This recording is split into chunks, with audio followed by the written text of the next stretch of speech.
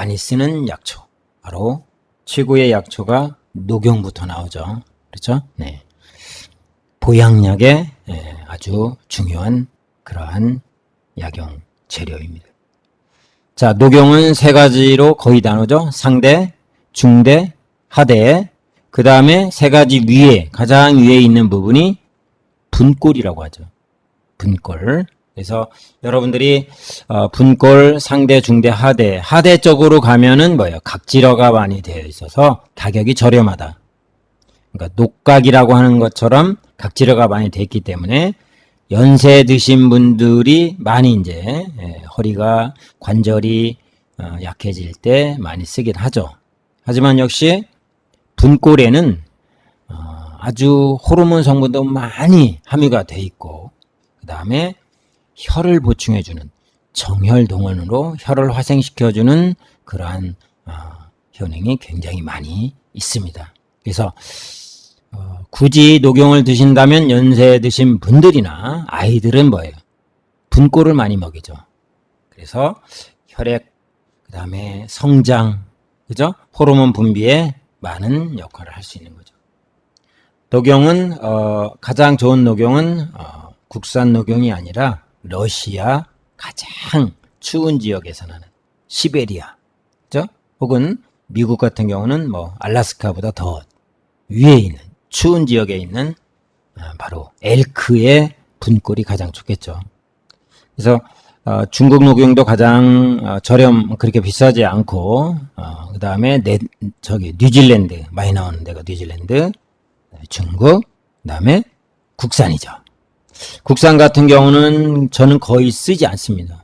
사육을 하기 때문에 쓰이지 않아서.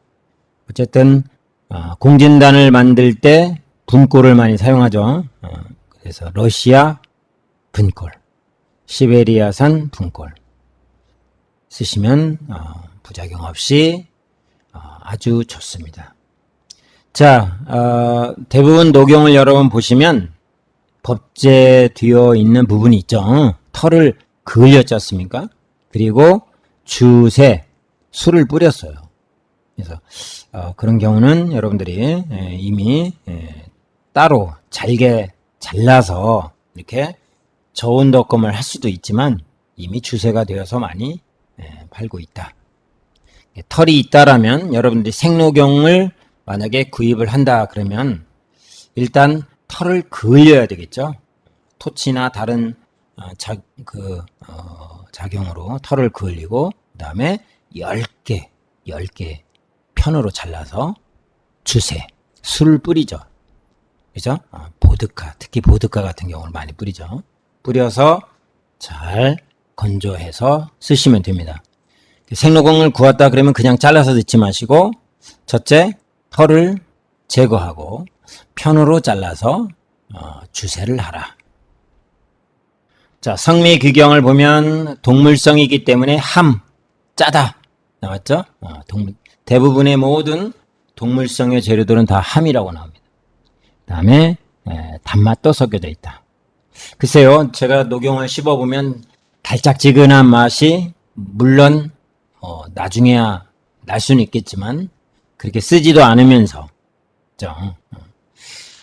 성미는 따뜻하고 간신에 들어간다. 간신에 명문지화를 보충해준다. 녹용이 여러분 잘 보시면 사슴의 머리에서 솟아 올라오는, 그죠? 머리 위에서 바로 솟아 올라오는 피덩이나 마찬가지죠. 머리에서 솟아난다, 그렇죠? 양 중에 양이죠. 거꾸로 피가 너무 드세게 솟아오르기 때문에 그게 이제 점점점 자란다고 합니다. 그래서 녹용은 양의 양, 보양약의 바로 주요 역할을 합니다. 자, 첫 번째 효능 보신양입니다. 신장의 양기, 명문지화를 보충해 주는 게 녹용이다. 그래서 녹용이 들어가는 아주 가장 주요한 약선차를 든다면 녹용 대부초가 있죠. 녹용 대부탕으로도 끓이기도 하고, 또 녹용 대부탕은 뭐 십전 대부탕에 녹용, 육종령, 두충 뭐 이렇게 보양약을 가감해서 하시는데 특히 여름철 이렇게 속이 차서 기운도 없고 밥 입맛도 없다 이럴 때 녹용 대부탕도 먹을만 합니다. 저도 이렇게 연세 드신 분들이 여름철에 힘이 들 때 오히려 녹용 대부탕을 해서 드리는 경우가 많이 있습니다. 자, 익정혈이라 명문지와도 보충해 주지만 정혈 동원에서 우리 필수적인 그러한 우리 몸의 호르몬 기능을 잘 맞춰주고 균형을 맞춰주고 혈액도 활성하는데 녹용을 사용합니다. 그래서 혈액과 골수를 만들어내는 바로 원천이 녹용인데 이럴 때 분골, 여러분 분골 위에 또 있죠. 기름 분골이라고 하죠. 분골은 분골이 있고 기름 분골이 있고 이렇게 하는데 기름 분골인 경우 특히 아이들한테 많이 저도 사용을 했었습니다. 자, 정혈동은 골수를 만들어낸다. 골수를 튼튼하게 한다. 여러분 녹용 잘 보세요. 성장에 좋겠죠. 약성이 끌어올리지 않습니까? 하지만 또 익정혈, 골수의 원천이 된다. 그래서 원래 녹용은 옛날에 귀룡탕이라고 그래서 그렇죠. 녹용과 당귀를 사용해서 아이들이 성장에 특히 더딘 아이들한테 많이 사용했죠. 그래서 귀룡탕 그러면 중국인 분들은 잘 몰라요. 근데 한국 사람들 연세 드신 분들은 귀룡탕이라는 얘기를 많이 들어봤습니다. 이게 이제 귀룡탕은 사물탕에 녹용에 분꿀을 넣어서 만드는 것이 좋다. 그죠? 그래서 사물탕에 가감한다.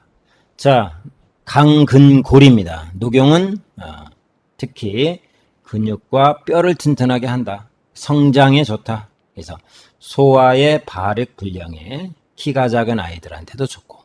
그래서 녹용과 더불어 키다리차를 만들 수 있죠. 그래서 저는 키다리차라고 한다면 육미에 녹용, 두충, 오가피, 속단. 그래서 사실은 팔미는 아니지만 팔미와 비슷한 그렇죠? 또 부작용이 없고 또 식품으로 쓸 수 있고 키다리차를 만들 수 있습니다. 그래서 녹용, 두충, 오가피, 속단을 가감하면 키다리차가 된다. 자, 주의사항. 녹용은 첫째 주의사항 있죠? 상승하는 약성이 굉장히 강합니다. 그래서 혈압이 높으신 분들은 많이 사용해서는 안 됩니다. 고혈압이 있느냐? 그 다음에 중풍후유증, 그죠? 풍을 반신불수의 증상이 있다. 그런 경우도 녹용을 사용하시면 힘들어합니다. 어지럽습니다. 또 중풍이 원래 진액보다 음보다도 양이 항진된 상태거든요. 그래서 자꾸 이 녹용을 쓰시면 재발될 수가 있어요. 조심을 할 필요가 있습니다. 자, 고혈압, 중풍, 후유증, 특히 음허자, 결핵, 에이즈, 자가면역 질환에 녹용을 쓴다? 이건 안 된 거죠. 왜 그러냐라고 여러분이 생각하잖아요. 쉽게 말하지 않습니까? 음보다는 양이 강하기 때문에. 음허자는 그렇죠. 안 되죠. 절대 안 됩니다. 때로는 녹각을 넣을 수는 있어요. 아예 각질화된 거. 그죠? 오히려 녹각은 녹용보다도 진액을. 그래서, 그 진액을 보충해주는 효과가 있는데, 여러분 들어보셨을 거예요. 녹각교. 예. 녹각교. 아주 고와서 아주, 아예 미리, 진액을 보충해주는 용도로 쓸 수가 있죠. 그래서 우리가, 옛날에, 보면 녹각교가 들어간 귀판교, 녹각교 이렇게 들어갔었죠. 예. 자, 우리 좌기환, 우기환 설명할 때 했던 것 같습니다. 외감열병 즉 감기 후유증에는 사용하지 않는다. 여러분 감기가 특히 코로나로 인해서 감염이 된 상태로 열이 난다. 그런데 면역 기능이 약하니까 녹용이 들어가 있는 이런 차를 마신다. 탕을 먹는다. 이건 반대입니다. 더 진행이 될 수 있죠. 더 악화가 될 수 있죠. 열은 열대로 뭐예요? 꺼져야 되겠죠. 오히려 복돋아 주는 것은 옳지 않습니다. 자, 녹용. 감기나 코로나는 그죠? 표증이죠. 녹용은 언제 써요? 니증에 씁니다. 니증 중에서도 한증에 쓰는 것인가 열증에 쓰는 거니까. 아주 한증에 쓰죠. 이것만 아시면 부작용을 줄일 수 있습니다. 체력이 약하다고 무조건 녹용을 쓴다? 이건 이제는 잘못된 거죠. 우리의 변증 프레임으로 보면은 너무 잘못된 거죠.